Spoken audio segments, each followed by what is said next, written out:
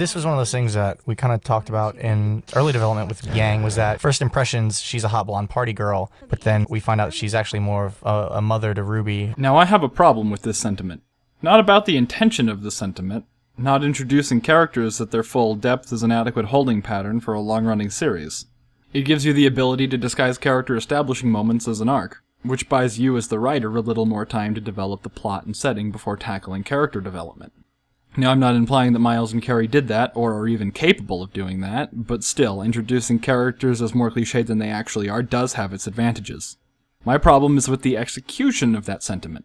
Now, you'd think introducing a character as a cliched archetype would be easier than constructing a couple scenes right at the beginning of the show that fully explore at least most of the deeper elements of her personality, especially when that was your goal from the outset. You wanted to set up these seemingly one-dimensional characters, these archetypes, and then kind of, over the course of several chapters, break those molds that everybody's so used to. My problem is that they screwed that up, and apparently don't even realize that they did it wrong. They wanted to introduce Yang as a shallow party girl and introduce her protective motherly qualities slowly.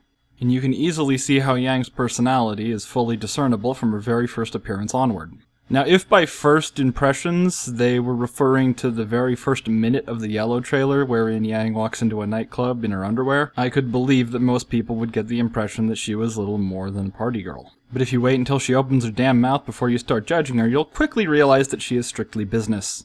So she bypasses the dance floor entirely to stand right next to the guy who she's there to interrogate. She's clearly aware of this guy's reputation as an information broker. People say you know everything. And goes there to threaten information out of him. She does have a bit of a playful side when it comes to instigating combat, but she clearly didn't go to this club with the intention of partying. Now skip ahead to her first appearance in the series proper. I'm so proud of you. And she's embarrassing Ruby with an onslaught of undue compliments. Everyone at Beacon is gonna think you're the bee's knees. Which is exactly what an overbearing helicopter parent would do to a child who performed well in some sort of academic feat. And that's drilled in even further by Ruby's reaction. I don't want people to think I'm special or anything. She just wants Yang to stop embarrassing her in front of her classmates. You know, kind of like how every kid reacts to their own mothers on their very first day at a new school. And then in episode 2, on to the middle of episode 4, they apply even more overtly motherly traits to Yang, even at the cost of continuity. Here at the very start of episode 2, she immediately starts pushing Ruby away in hopes of making her more social and have her come out of her shell. What the? I don't need to break out of my shell! And have her make friends. If you want to grow up, you're gonna have to meet new people and learn to work together. Kind of saying, you can't rely on me forever, and it's about damn time you grew up. And in episode 3, we get this little gem. Yang used to read me every night before bed. And in episode 4...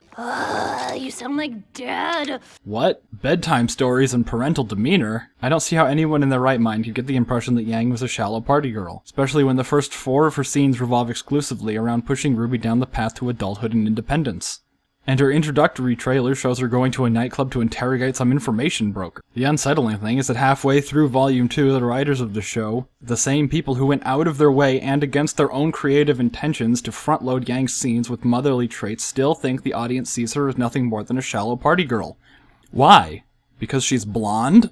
Because she has an aversion to wearing pants? Because she finds the boys attractive? After episode 4, she doesn't have a single new trait revealed about her character, and even completely drops the desire to see Ruby end up on anyone's team but her own. Maybe you should try being on someone else's team. I'm so proud of you! So maybe from that we're supposed to assume that Yang is usually high on E, and in order to pass Beacon's drug test she had to stop taking E and sobered up just long enough to impart motherly wisdom on Ruby, and then after the tests came back clean and initiation started, she got super high again and forgot everything that she was banging on about in the first 4 episodes of the series?